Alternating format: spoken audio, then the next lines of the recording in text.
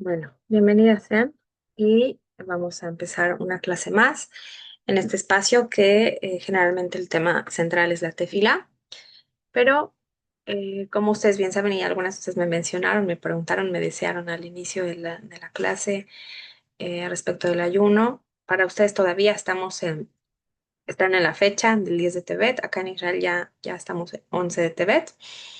Y quisiera hablar de este ayuno que tenemos en el pueblo judío. Si bien es cierto, ustedes como nájidas no están obligadas a llevarlo a cabo, pero sí queda la pregunta de, siendo no ágida, ¿hay algo que hacer? No, ¿de qué se trata?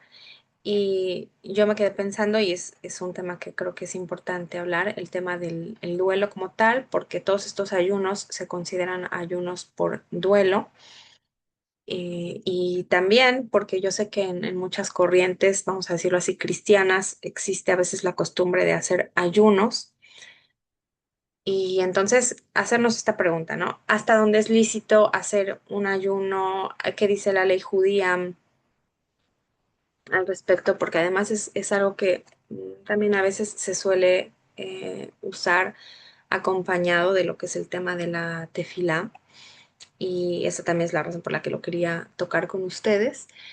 Y bueno, primero vamos a hablar acerca de las razones por las que se lleva a cabo este ayuno del 10 de Tebet. De hecho, nos dicen los sabios que son varios los eventos que se juntan a lo largo de 3 días, 8, 9 y 10 de Tebet, que de hecho, en un tiempo, si este es un ayuno que se instituyó hace mucho, ya en el momento que el pueblo de Israel sale al exilio después de la destrucción del primer templo, es un ayuno que ya se llevaba a cabo, sí, de hecho, este ayuno y el resto de los ayunos respecto del duelo aparecen ya en el libro de Zaharía, sí, o sea, imagínense qué tan antiguo es que alcanza a aparecer en el Tanaj. En su momento, cuando se reconstruye el templo, el segundo templo, entonces estos ayunos que ya se habían instituido se anulan y en la época que está el templo, el segundo templo, se consideran como días festivos. Posteriormente, cuando se vuelve a destruir el segundo templo, entonces los sabios de esa época se preguntan y dicen, entonces, ¿qué pasa con los ayunos? Y se resuelve y se vuelve a instituir como fechas de duelo, porque además se siguen sumando, digamos, eventos en esas fechas. Entonces, ¿qué pasó como se les decía, 8, 9 y 10 de Tebet? ¿Sí? Pasaron varios eventos. El 8 de Tebet lo que pasó fue la traducción de la Torá al griego. Ahora, ¿por qué? Por esta razón nosotros como judíos hacemos un ayuno, porque consideramos que es algo muy grave, porque eso fue lo que abrió la puerta para que otras creencias, otras culturas y religiones se basen en nuestro texto y promulguen que lo conocen, que lo enseñan y se hayan, digámoslo así, adueñado de él. Eso se debió gracias a la traducción. Ahora, no sé qué tanto ustedes conozcan este episodio, quizás sí, quizá no, lo voy a mencionar corto porque tampoco la idea es hacer una clase de historia, sino más bien profundizar y les decía yo ir también al tema del duelo. Entonces, lo curioso de este tema es que si yo les digo que se tradujo la Torah a otro idioma, por ahí uno podría pensar que quien lo hizo fue alguien malvado. Y en realidad quien lo ordena es quien realmente tiene una mala intención. Pero quien lleva a cabo la traducción, evidentemente tenía que ser alguien que conocía el idioma hebreo. ¿Sí? Entonces, quien lo traduce en realidad son jajamim, son sabios del pueblo judío que son obligados. ¿Sí? Se les manda a traer de la tierra de Israel. Además, la gran mayoría de los sabios en esa época, digamos los grandes líderes, sabían varios idiomas, ¿sí? Se dice que hasta 70 idiomas, como por ejemplo Mordejai a Yehudi, que él fue también llevado en otra época a Persia, y por lo tanto, bueno, ellos sabían muchos idiomas y entonces lo que hace Talmai, uno de los líderes que exige que se traduzca la Torá, es llevar a 70 sabios, llevarlos a Alejandría y ponerlos en habitaciones separadas y entonces ahí les pide que traduzcan y encima les dice, o sea, ellos saben que todos están traduciendo y que si hay algo que está diferente en el texto, entonces que lo van a pagar muy caro. Entonces, bajo esa amenaza es que ellos traducen la Torah, la traducen al griego. Y nos dicen los sabios que hubo varios milagros que se dieron. Uno de ellos es que la traducción fue íntegra, fue idéntica, todos hicieron exactamente la misma traducción. No hubo una de las traducciones que fue hecha inclusive con una palabra diferente, todas eran exactamente iguales. Pero, ¿por qué digo que es un milagro? Porque todos tuvieron cierta intención, en ciertos puntos cambiaron algunas cosas, ¿sí? Los sabios, los jajamim, los sabios judíos cambiaron algunos puntos que sabían que eran puntos sensibles. Les pongo solo un ejemplo en el libro de Bereshit, en el libro de Génesis, al inicio, cuando está hablando de la creación, y ahí hacen varios cambios, ¿sí? Acerca del, en el pasuk donde dice, y fueron completados los cielos y la tierra y todo su ornamento, y habla acerca del, se culminó ahí. En hebreo, si uno lo lee, es como que pareciera que no está tan claro, pues que Hashem termina el sexto día y el séptimo ya descansa. Entonces ahí hay un pequeño cambio que ellos lo van a hacer para que se entienda que el Shabbat se descansó, por ejemplo, que también es el sentido en hebreo, pero se puede interpretar eh, por cómo usa cierta palabra. Por poner un ejemplo, ¿sí? Entonces hubo varios cambios que se hacen, que ellos hacen en esta traducción y que la traducción al final queda igual en todos, entonces no hay ninguna consecuencia negativa, al contrario. Pero decía yo, en sí el acto de haberlo traducido lo que generó es que en ese momento en Alejandría estaba la biblioteca más grande. Y entonces querían que la Torah fuera parte de los libros y les hacían falta, ¿sí? Unos libros para completar. El gobernador de ese momento, ahora no me acuerdo bien del detalle, pero quería llegar a cierto número de libros y justamente los libros que le hacían falta eran los libros que se tenía de la Torah. Entonces, él estaba fascinado, encantado con este acto, pero los sabios ya desde ese momento nos dicen que fue algo muy, muy triste. Y no solo eso, que inclusive hubo oscuridad durante varios días, ¿sí? De la oscuridad espiritual que eso trajo al mundo, el mundo se oscureció durante varios días. Y, y bueno, ya sabemos cómo termina la historia ahora, ¿no? Sabemos que justamente ese miedo que tenían los jajamim de que ese libro se tomase, se siguiese traduciendo a otros idiomas y que se tomase para interpretarse de otra manera, pasó. Y por eso es algo muy, muy grave que pasó. Es como algo tan delicado y tan privado quedó al descubierto y quedó accesible, ¿sí? Para otras personas, que es algo que no tenía que haber pasado. Esa es una de las razones del duelo. Otra de las razones del duelo es porque en el 9 de Tevet fallecen Esra y Nehemías. Esdras y Nehemías, los dos últimos profetas que tuvo el pueblo de Israel, que ellos dos son este eslabón que une lo que es la Torah escrita con la Torah oral. Ellos son como un parteaguas en la historia del pueblo judío, porque por un lado ellos traen de retorno ellos salen al exilio, traen de retorno al pueblo cuando se reconstruye el segundo templo. Ellos son los dos últimos profetas y ellos fundan lo que se conoce como la Gran Asamblea, ¿sí? Además de que cuando retorna el pueblo a la tierra de Israel, de los 70 años de exilio en Babilonia, ellos reeducan a todo el pueblo, les vuelven a enseñar la Torah, un poco como lo que hizo en su época Moshe Rabbeinu, sin comparar, porque sabemos que nadie le llega al nivel de Moshe Rabbeinu, pero como Moshe fue líder y enseñó y dictó la Torah, de la misma manera, Esdras y Nehemías dictan la Torah, enseñan y vuelven a introducir las mitzvot en los judíos que no sabían nada. Entonces, en el final de sus días lo que hacen es lo que decía yo de fundar la gran asamblea de los sabios, que es una especie de corte que va a legislar, que va a emitir las leyes, que va a a ponerse a cargo tanto a nivel espiritual como también a nivel de legislativo. ¿Sabe? Acuérdense que en esa época, o sea, los jueces eran los que dictaminaban tanto las leyes como también resolvían problemas más comunes, más cotidianos y también, por supuesto, dictaban la ley judía. Entonces, y justamente este corte de sabios, sí, es lo que se conoce como cuando, por ejemplo, nosotros estudiamos alguna ley, esa es la diferencia que hacemos, si es una ley de Jajamim o es una ley de la Torah. Entonces, para nosotros como judíos, el tener una ley de Jajamim o de la Torah es relevante en el sentido de saber de dónde viene la mitzvah, pero igual hay que cumplirla. Si es de la Torah, si es de Jajamim, igual la tenemos que cumplir, pero la ley es un poco más flexible cuando es una ley dictada por Jajamim. Obviamente no es que ellos se la inventan, sino que la sacan de las mismas reglas que aparecen en la Torah.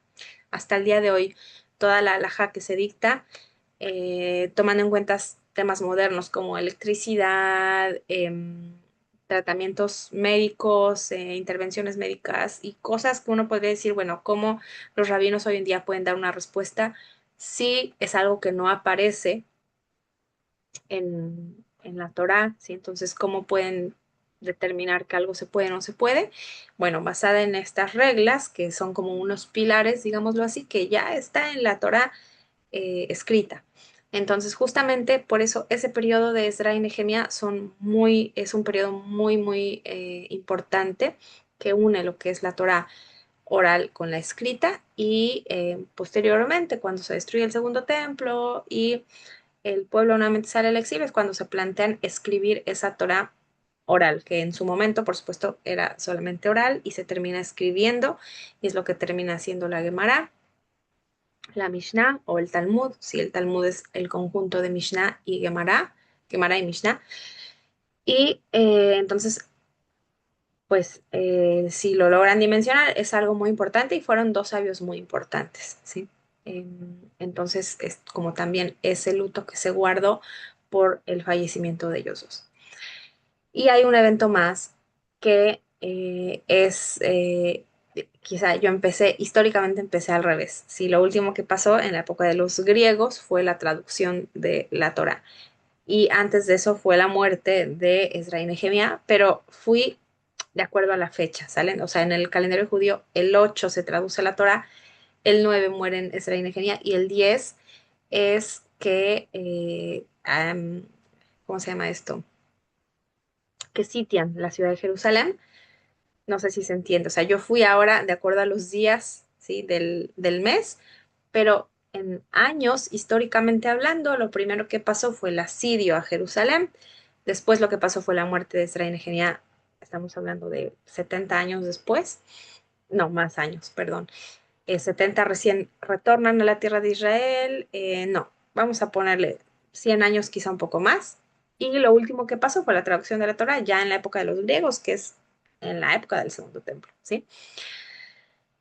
Entonces, ¿qué es este asedio a Jerusalén? Eso ya aparece también en el Tanaj, cuando Nabucodonosor, como lo traducen en español, llega y rodea, sí, eso es antes de que caiga el primer templo, rodea, sitia la ciudad, no puede entrar ningún tipo de alimento ni nada, lo que hacen justamente eso era una táctica, digamos, de guerra, el tema de poner una ciudad, cercar una ciudad y que no entre nadie, que no haya ningún tipo de comunicación y entonces de a poco la ciudad que estaba asediada, pues iba, digamos, al caos, ¿no? Porque no tenía cómo meter alimento, no tenía cómo entrarse gente o saliese gente y bueno, así empieza, digamos, la caída del primer templo. Primero se sitia la ciudad, después logran romper las murallas y finalmente,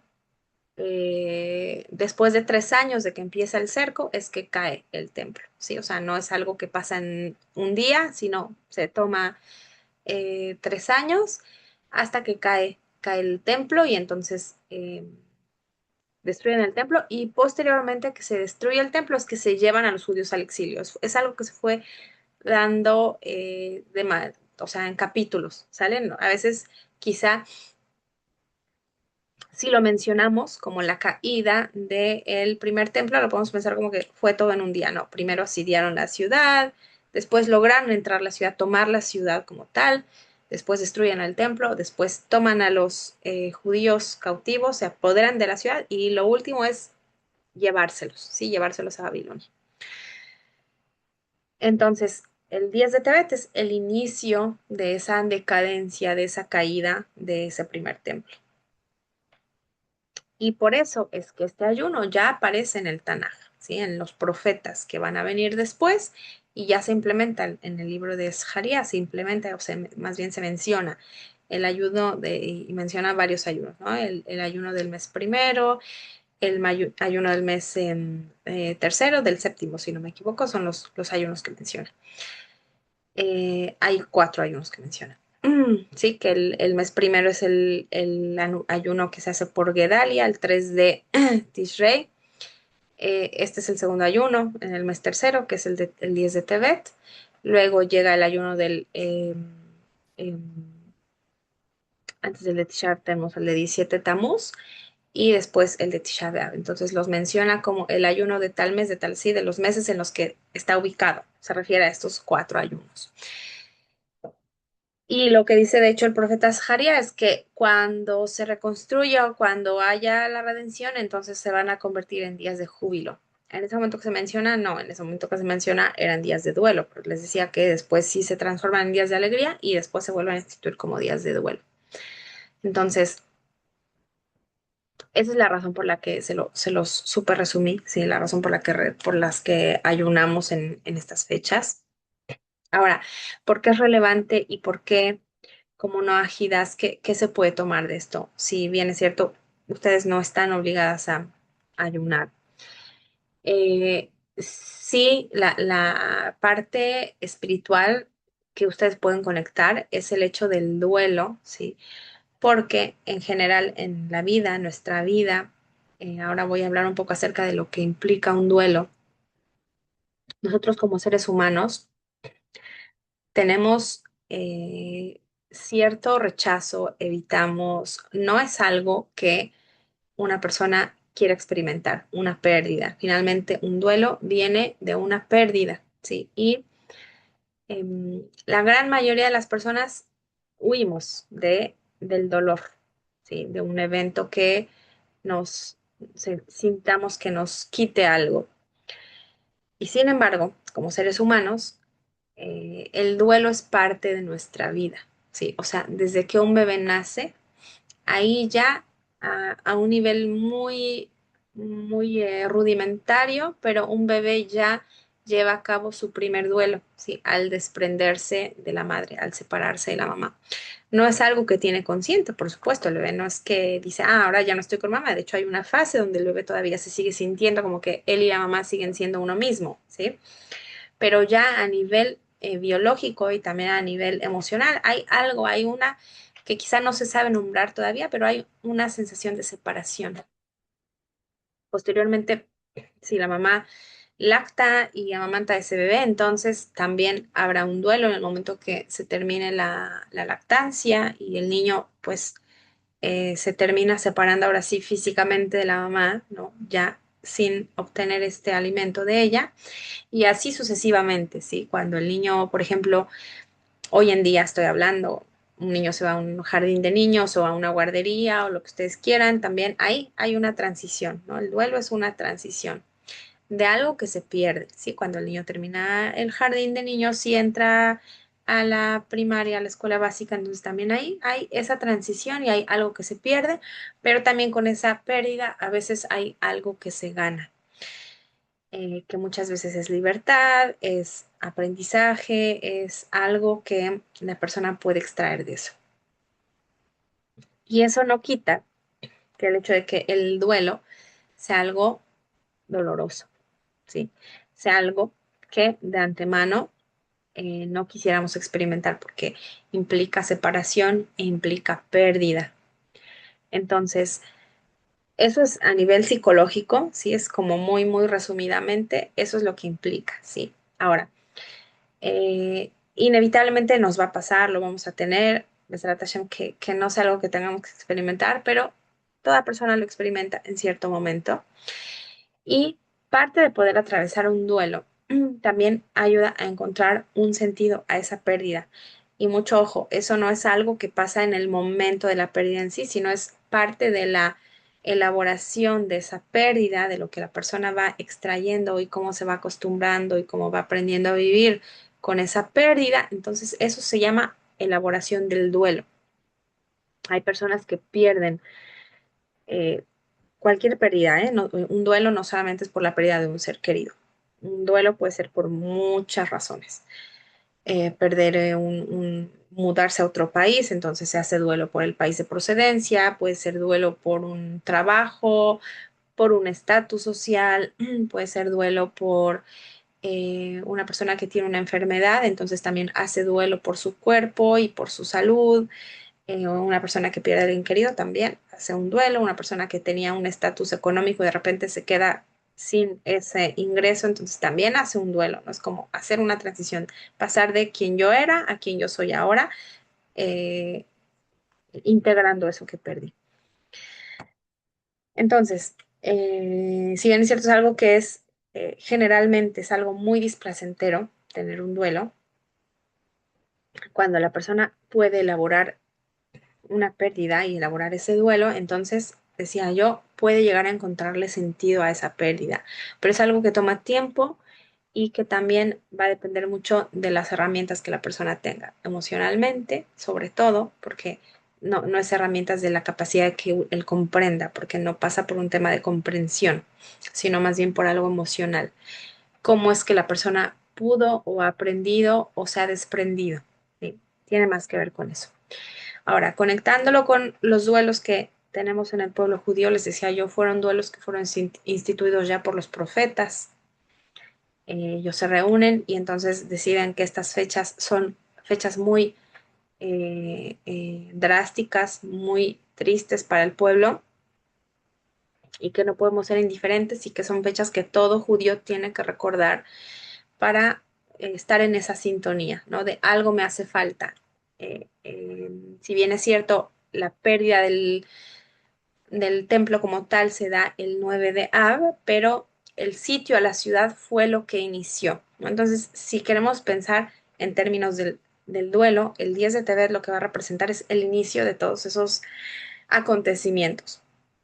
Uno que se sitió la ciudad, ¿no?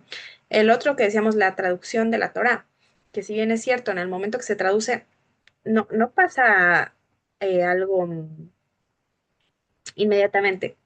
Sí, el tema de la oscuridad que les decía que nos mencionan los sabios, pero no es que haya una consecuencia inmediata, pero sí se sienta la base para algo que va a ser muy dañino, ¿sí? Y eso va a ser la diferencia entre otros ayunos, que, por ejemplo, ese día lo que pasa, ese ayuno que se da, es porque ese día pasó algo muy, o sea, no solamente el inicio, sino ya la consecuencia como tal. Entonces, este ayuno tiene eso, algo de especial.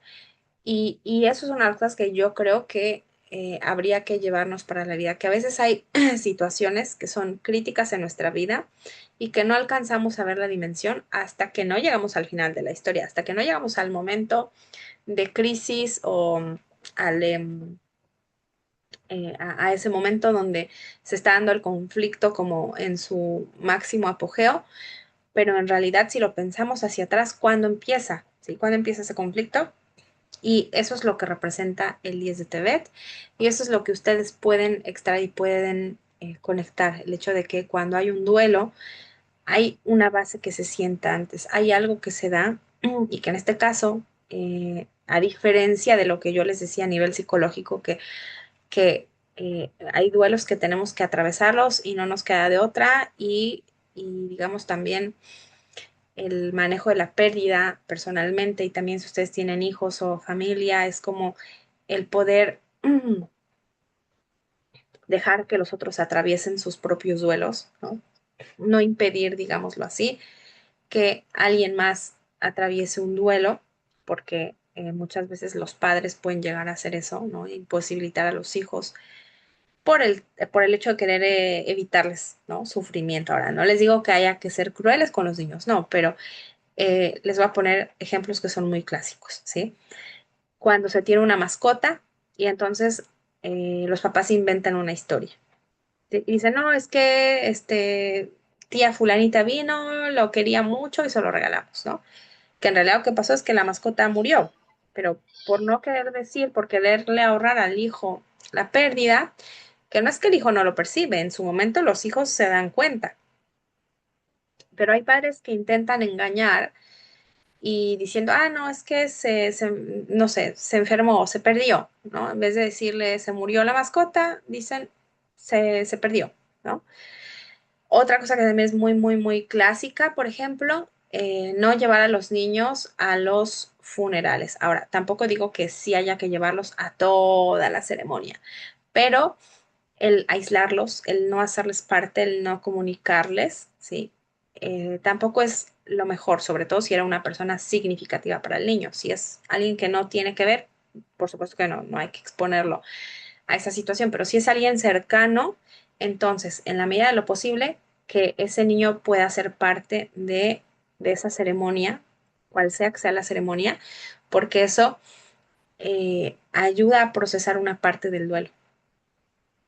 Sí, entonces yo ahora les puse dos ejemplos muy simples, pero que a veces sin querer los adultos, por querer evitarle dolor a los niños, no les, no, sí, no quiere manejar. Otra situación que ahora se me ocurre, que a mí es muy común, ¿sí? Una mamá o un papá que tienen que salir de casa y saben que al niño no le hace bien, entonces, ¿qué hace? Se va calladito, ¿no? Y dice, "Shh, no, no diga nada, ya me voy, se sale escondido, ¿no? O lleva al niño a la escuela, lo mismo, y de repente se escabulle, se desapareció, ¿no? Y no se despide del niño. ¿Por qué? Porque le cuesta esta escena donde el niño empieza a llorar, empieza a negarse, y por quererle ahorrarle a ese niño, ¿no? Ese llanto en el momento que se separa, simplemente el padre se desaparece o la madre. Entonces ya desde ahí hay algo, sí, que el niño no va aprendiendo a hacer esa separación.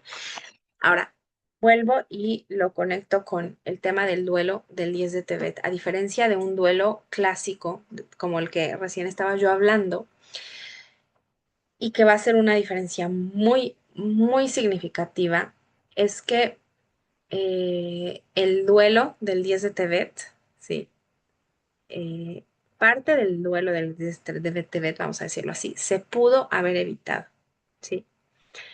Y eso va a ser la diferencia radical. Yo recién les dije que hay duelos que no hay que evitar y que al contrario hay que poder elaborarlos, pero la diferencia es que este duelo de la destrucción del templo es porque nosotros mismos lo causamos. Nosotros mismos como judíos tenemos parte activa en esa pérdida, ¿sí? Y por lo tanto, estas fechas en nuestro calendario nos dicen, no te olvides que tú tienes parte importante que hacer para la reparación de esta fecha.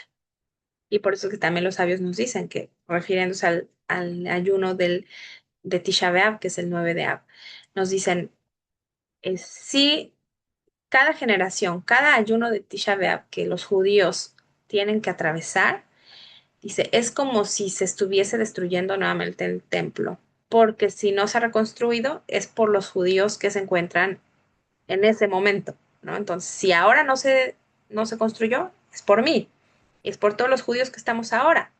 Entonces, estas fechas lo que nos llevan es a tomar responsabilidad. No solamente porque justamente el duelo, ¿no? Lo que yo les decía a nivel psicológico es como poder elaborarlo, cerrar ese capítulo, no olvidarlo, pero sí aprender a vivir con esa falta. Nosotros como judíos no podemos aprender a vivir con la falta del templo. Y justamente porque el mecanismo psicológico es acostumbrarse y archivarlo y elaborarlo y aprender a vivir con ello, es que el judaísmo viene y nos dice, no, no te puedes acostumbrar, ¿sí? No puedes cerrar la carpeta, tienes que acordarte, tienes que seguir recordando y tienes que seguir activamente haciendo cosas para que lo sientas. Y de ahí es que viene la prohibición de comer y tomar en por lo menos tres de los ayunos. En el ayuno de Tisha B'Av hay todavía más prohibiciones que están presentes, pero en los tres ayunos que son pequeños y sumando el de Esther, que no tiene que ver con el tema del templo, pero pensándolo así, cuatro ayunos pequeños, la prohibición es comer y tomar, ¿sí? Por ahí también hay otras recomendaciones, recomendación de no lavar, recomendación de no pasear, de no escuchar música, pero son recomendaciones, no es la prohibición como tal de comer y beber. Y algo también que nos viene a enseñar la manera en la que practicamos esa fecha triste, que es el tema de por qué no comemos y por qué no bebemos, nos dicen los sabios, porque es, em, es algo que nos viene a provocar sufrimiento. O sea, una persona que no toma y que no bebe, ¿sí? Al final de cuentas se siente débil, ¿sí? Y sufre. Entonces, es como un poco sentir en el cuerpo ese sufrimiento, sentir esa incomodidad. Ahora, hay todo tipo de leyes, por ejemplo, una persona enferma, una persona, una mujer que está embarazada, una mujer que amamanta, no hace estos ayunos, salvo el de Tisha B'Av. Estos ayunos no está obligada, una mujer o una persona que está enferma, no estaría obligada a ayunar. Y también les puedo compartir que no es lo mismo vivir un ayuno cuando se está ayunando como cuando no se está ayunando. Inclusive que uno sepa, hoy es este día, pero el hecho que uno puede comer con permiso rabínico, comer y beber, uno dice no es lo mismo. O sea, no se atraviesa de la misma manera. El nivel de sentir, de conectar con el ayuno no va a ser el mismo. Y entonces por eso es que en el judaísmo, y esto creo que es algo que ustedes ya saben a estas alturas, cuando nosotros celebramos o conmemoramos algo, no lo dejamos solamente al nivel de pensarlo, sino que lo llevamos a la acción. Y por eso es que estamos de duelo en este día, pero hay algo activo que hacemos, que es el hecho de no comer y no beber en este caso. Pero también en el rezo cambian algunas cosas. Entonces es llevarlo a la acción. Esa es la cuestión. Respecto a la pregunta que escribían aquí, sí, entonces todos los ayunos tienen que ver con el templo, sí. Y por eso es que nos dicen los sabios que en el momento que se reconstruye el templo, entonces esos ayunos se van a convertir en días festivos. ¿Sí? No van a desaparecer, sino que la fecha va a seguir siendo importante, pero va a ser ahora un día festivo.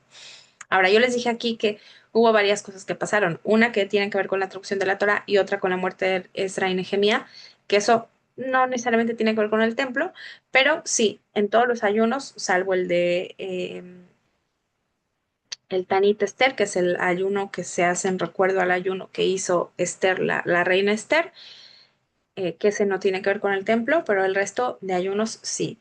O sea, vamos a decirlo así, como está el ayuno también de Yom Kippur, que no tiene que ver con el templo, y el de, que se conoce como de Tanit Esther, ¿sí? Que es de la reina Esther, el ayuno de Esther, que se hace antes de Purim y que tampoco tiene que ver con el templo. El resto sí tiene que ver con el templo con un capítulo o con un momento, ¿no? De la destrucción del templo. En este caso decíamos que se rodea, se sitia la ciudad y que 3 años después cae, ¿no? Eso de hecho lo pueden encontrar en el Tanaj, está ahí registrado, está ahí escrito y es un episodio pues evidentemente triste.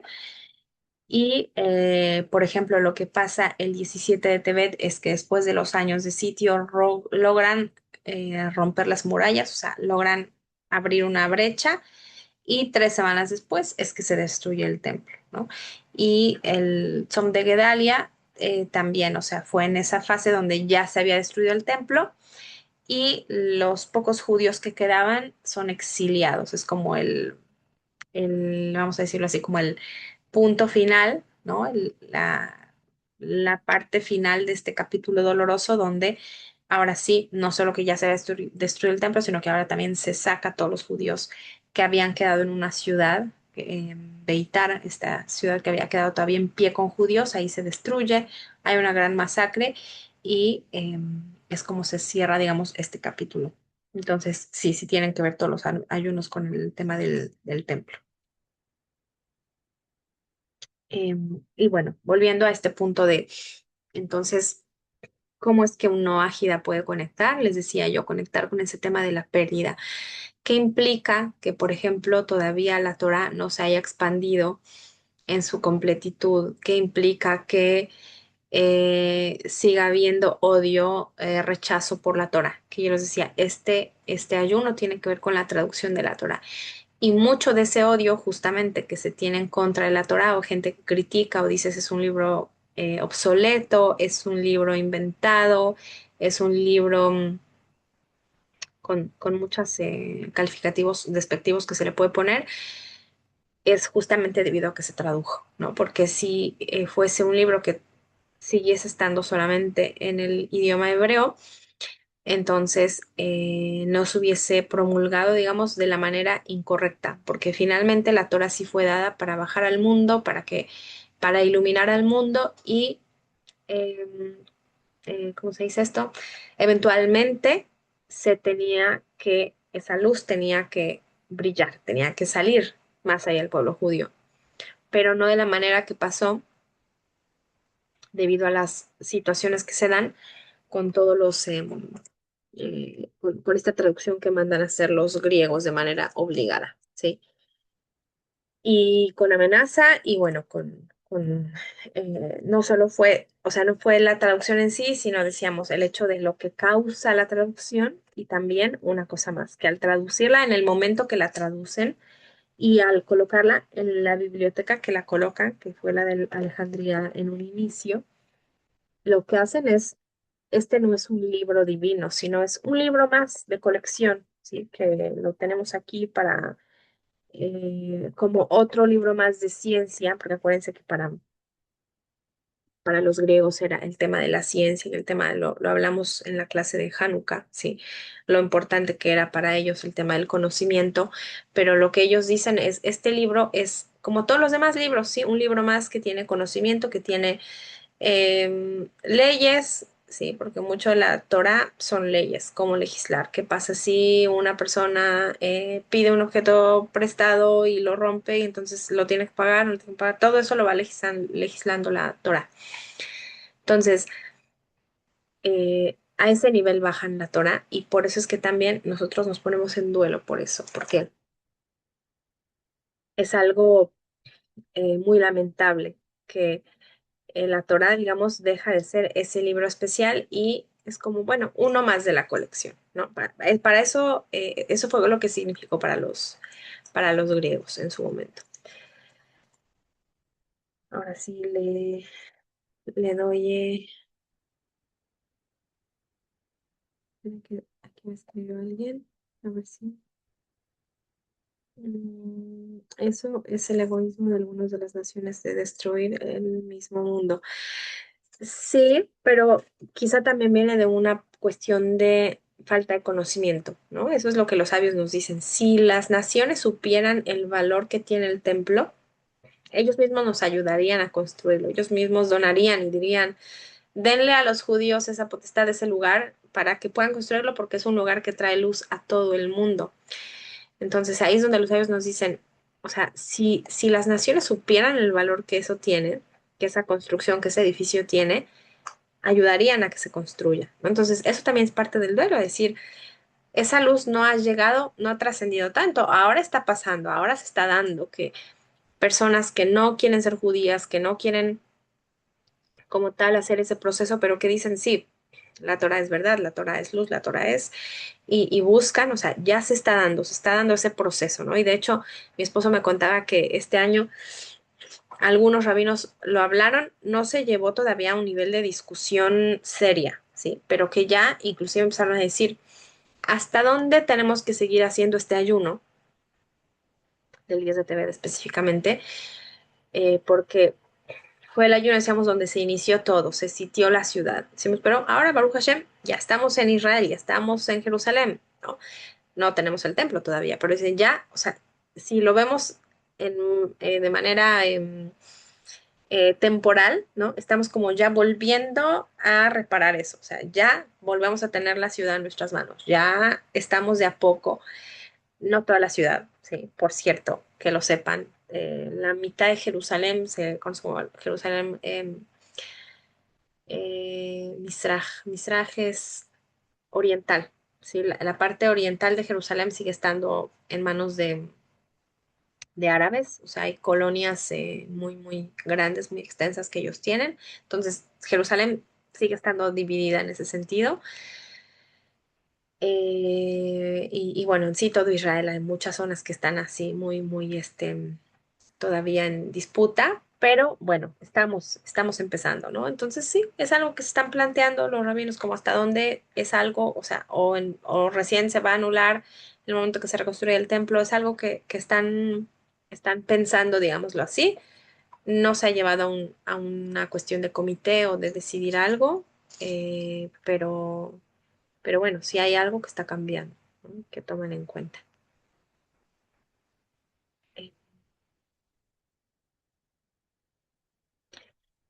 Eh, está la pregunta. No, no va a ser espiritual, eso seguro que no, va a ser algo físico. La pregunta que se hacen los sabios y que discuten es si Jerusalén, o sea, si más bien si va a ser algo que vamos a construir nosotros con nuestras manos, ¿no? Porque hay esa discusión, o si va a llegar, ¿no? Y aquí justamente la pregunta es a nivel del Ishtadlut, de cuánto nosotros tenemos que esforzarnos. Porque hoy en día, si ya hay judíos que dicen, no, nosotros lo que tenemos que hacer es quitar a los que están viviendo ahí, agarrar y empezar a construirlo, ¿sí? No esperar a que llegue el Mashiach y que él nos diga, ah, ahora lo vamos a construir. No, tenemos que preparar ya, o sea, empezar y de hecho hay todo un movimiento que ya está preparando los utensilios, ¿sí? Hay un museo en Jerusalén, en la ciudad antigua, muy, muy cerca del Cótel, a unos pasos, podemos decirlo así, donde ya se están preparando los recipientes para servir en el templo, ¿sí? Ya se tiene la menorá, ya se tiene la ropa de los Kohanim, ya se tienen los utensilios, o sea, ya está, para que digan, el momento que se abra, esto ya está listo, ¿sí? Pero también es una postura, digámoslo así, a nivel religioso. Están los que dicen, no, o sea, el momento que llegue el Mashiach, él nos va a decir, es como una posición, vamos a decirlo así, un poco más pasiva, ¿sí? En el momento que llama Mashiach, él va a decir, entonces todo se va a fluir y se va a dar. ¿Por qué? Porque dicen que hay dos Jerusalén. Por eso en hebreo, sí, el, la, el final de la palabra Jerusalén, sí, las dos últimas dos letras que es im, es una palabra en plural, ¿sí? O sea, por ejemplo, yadaim son manos, ¿no? Pero yad es mano.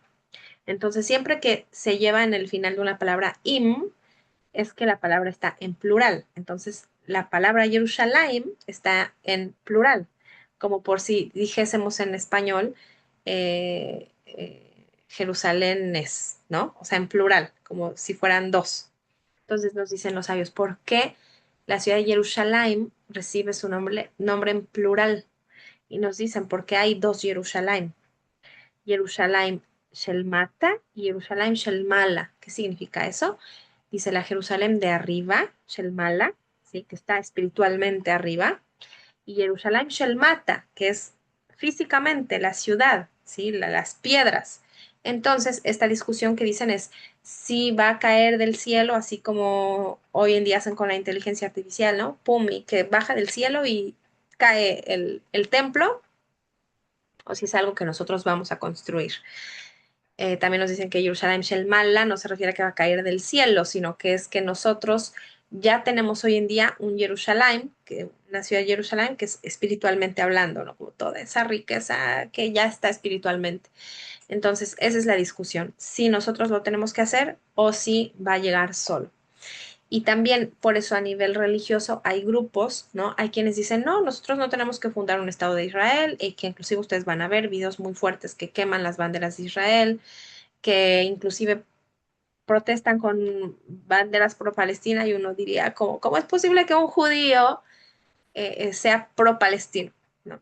Es bajo esta lógica que dicen, no, ustedes los que están planteando que se tiene que tener un Estado y que hay que tomar la tierra, ustedes están atrasando, ¿sí? Eso es lo que ellos dicen, la llegada del Mashiach porque no es algo que nosotros tenemos que hacer, es algo que Mashiach va a llegar y entonces se lo va a hacer. No es que ellos no crean que va a pasar. Lo que dicen es, no está en nuestras manos, ¿sí? Y la otra postura dice, sí, sí está en nuestras manos, porque nosotros tenemos que adelantar, tenemos que hacer como decirle a Hashem, o sea, ya, ¿no? Como en su momento David Amelech le dijo a Hashem, le dijo, ¿cómo es posible que yo tenga una casa de piedra y que tu casa, refiriéndose en ese momento al Mishkan, al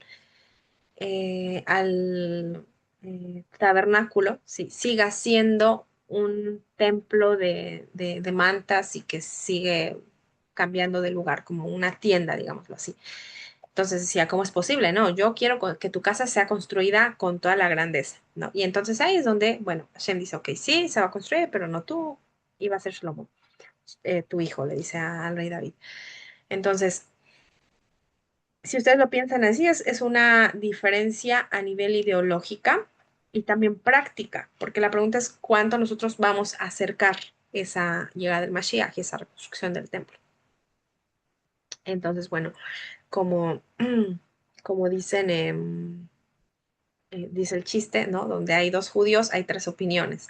Entonces, hay esas dos opiniones ahora que están unos que piensan así, otros que piensan así, pero bueno, es algo que cada vez se vuelve más actual y cada vez se vuelve más, más visible, que es algo a lo que nos estamos acercando, Besrat Hashem.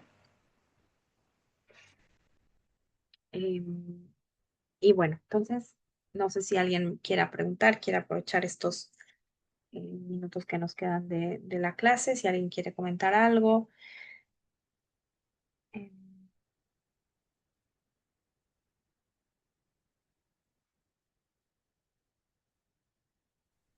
A mí me gustaría comentar algo, creo que el recordamiento para nosotros también, obviamente nosotros no lo podemos vivir como lo vive el judío, ¿no? También tanto internamente, porque no es algo como que alcance nuestro nivel, ¿no? Yo pienso que también es parte del proceso de cada persona y el acercarnos o el hecho de hacer lo que se nos permite como no judíos es parte también de ese duelo, como usted misma nos ha dicho, ¿no? Tal vez no lo vivo como el judío porque no tengo ese conocimiento, ¿no? Pero cuando uno va creciendo en su, no quiero decirlo espíritu, no quiero decirle, pero también sí se puede decir, Mora, ¿o no?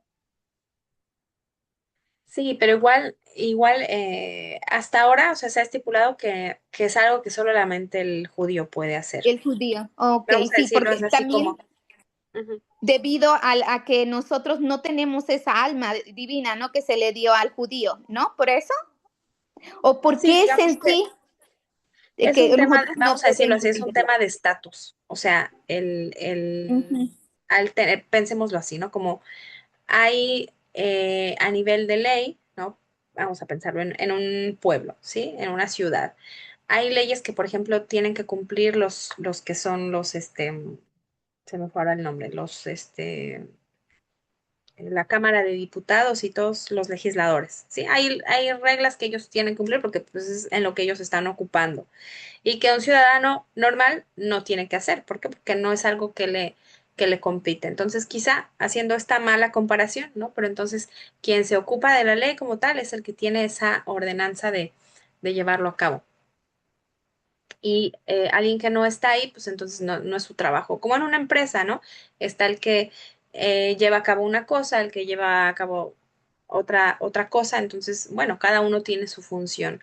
Pero lo que sí es importante es que el Noahida tenga la conciencia de que es una fecha que es de duelo, que es importante, que tiene su sentido de ser y que ahí es donde ustedes tienen que conectar con eso, ¿no? El hecho de eh, saber esta historia, por ejemplo, porque es tan trágico que se haya traducido la Torá, por ejemplo, que finalmente vamos a decirlo así, nuestro primer encuentro, mío también personalmente, con la Torá, no fue un encuentro real, fue un encuentro con un libro alterado, un libro adulterado, ¿no? Entonces, justamente de esa confusión, de esa, que hasta el día de hoy se sigue dando mucho, ¿no? O sea, mucha gente que defiende la Torá a capa y espada y dicen es que es mía, ¿no? Todas las vertientes cristianas, por ejemplo, dicen, no, es que esa ya es de nosotras, ya no es de los judíos, porque ellos ya es algo que ese pacto se rompió y ya toda la explicación que ellos dan, ¿no? Y justamente viene a raíz de que la Torah se tradujo. ¿no? Ahí empezó todo, el declive. Porque como usted nos dijo al principio, ¿no? Y esto también ha enseñado el rabino Ariel en cuestión de que cuando el templo estaba construido, también los que no éramos judíos llevábamos ofrendas, ¿no? O sea, también había algo allí, parte de nosotros, que si lo hubiésemos sabido, pues no se hubiera destruido, pero desgraciadamente, pues tan solo Hashem sabe por qué, ¿no? Hay algo también, un trabajo en nosotros que tenemos que hacer, evidentemente. Sí. Y el sentir estas fechas también es parte de nuestro proceso.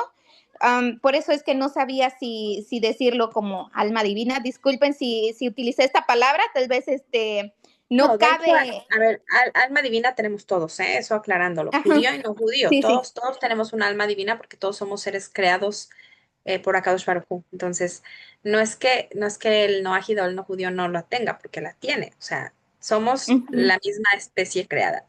Aquí, decía yo, más bien es un tema a nivel del estatus digamos, de esa alma, vamos a decirlo, ¿no?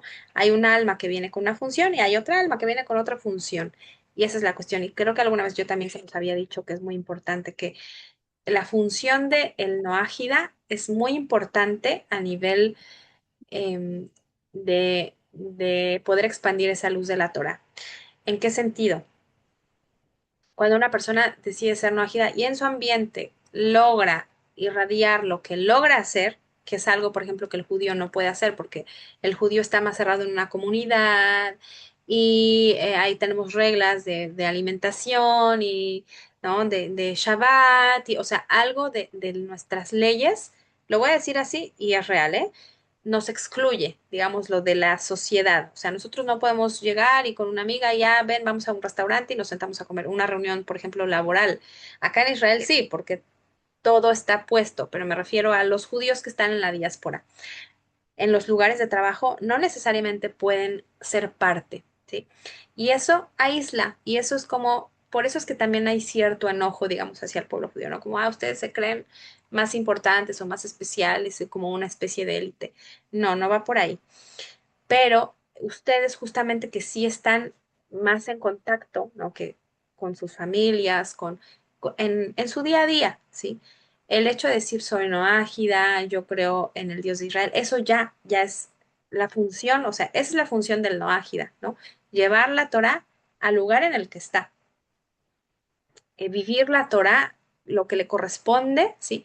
Y con eso perfecciona el mundo. Al momento que un ágida respeta sus 7 leyes, no sé si yo un día lo pregunté, la verdad, eh, y a mí un rabino me dijo que la teshuva como tal no le corresponde al no ágida, pero sí, eh, en vez de teshuva, diríamos como perfecciona el mundo. O sea, el no ágida, al momento que cumple sus 7 leyes, está haciendo reparación, está haciendo tikkun, eso sí, tikkun, no teshuva, pero sí tikkun del mundo. ¿Por qué? Porque está trayendo luz en el momento que no roba, que no asesina, que se somete a las leyes de justicia, que no come un miembro de un animal vivo. Todas esas leyes que tiene la magia, hay que no suma el adulterio, ¿no? Por ejemplo, que también es algo muy, muy importante, que no sirve a otros dioses, ya ahí está aportando lo que tiene, ¿no? Es como ya está poniendo los tabiques que tiene que poner para el Betamigdash. El momento que el Noahida hace sus leyes, ya aportó su material para el Betamigdash, digámoslo así, ¿no? Eh, es eso. Muchas Bueno, gracias, Besrat Nora, me quedó Hashem. mucho más claro. Bueno, Besrat Hashem, que cada una tenga ese mérito de poder aportar su parte, que cada uno tengamos ese mérito, Besrat Hashem. Y bueno, con la ayuda del Eterno, pues que... Perdona, señora Elba, quedó con la mano Ah, abierta. perdón. Sí, gracias, gracias. Sí. Adelante, señora Elba.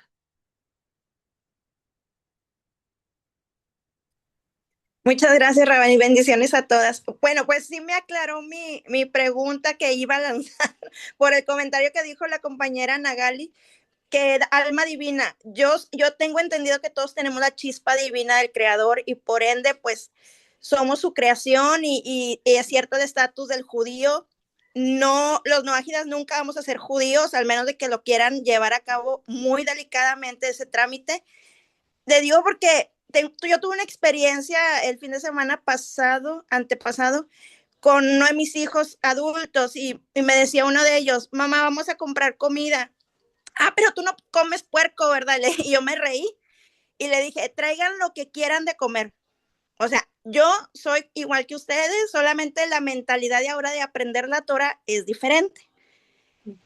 Qué difícil, o sea, qué tremenda situación se riega por el mundo rabanit o morá, como usted, muy respetuosa judía, que a veces nosotras, las personas de las naciones, no logramos comprender nuestro estatus, que no somos judíos, que somos de las naciones, y ahorita lo mencionaba usted bien bonito, bien remarcado, tenemos que acercarnos a la misma gente de nosotros, que somos de las naciones, y respetar a la gente judía si la conocemos, si no la conocemos, si inclusive ellos mismos se apartan aquí, por ejemplo, yo aquí en Monterrey, respetar, porque llega ese punto de la, ¿cómo se dice? Confusión, por ejemplo, de mi hijo, que ahora él sabe que yo aprendo con ustedes, los judíos, y le dije, no, mijo, nosotros somos de las naciones, somos noágidas, nos denominamos así por ser descendencia de Noah, de Noé.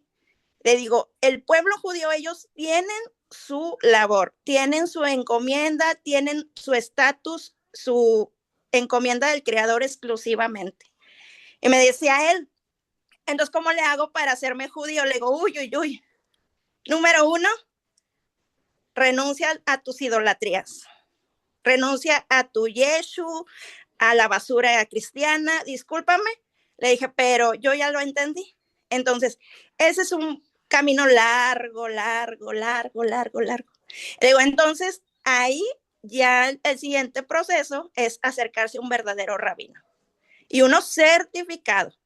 Le digo, entonces, nada más dándole estos dos comentarios, se quedó él así impactado, ¿verdad? Y digo, sí es cierto. Nosotros como noágidas tenemos bastante trabajo. Número uno, no imitarlos a ustedes, que yo soy enemiga del que anda imitando judíos, de verdad. A mí ni se me paren enfrente que son judíos y no es cierto, porque somos noágidas. Y a ustedes, mis respetos, a los rabinos, mis respetos. Y a mucha gente le ha caído mal, pero no me importa, porque yo sí soy genuina y digo, no soy judía, y los judíos, mis respetos para ellos. Y si nosotros noágidas nos queremos apoyar, ahí está la primera labor, conocer el estatus. Cómase lo que quiera, conviva con la gente que quiera, además que tenga cuidado. Ya no adore a ídolos, porque eso sí es muy peligroso. Y la gente por ahí está en la red, bien. O sea, nosotros también corremos mucho riesgo y nos tenemos que cuidar esa alma divina que dijo la compañera, pero que en realidad es la chispa divina del Creador en cada alma que somos nosotros. Muchas gracias y que estén muy bien y pues adelante ustedes con su ayuno y nosotros aquí adelante a seguir aprendiendo. Muchas gracias.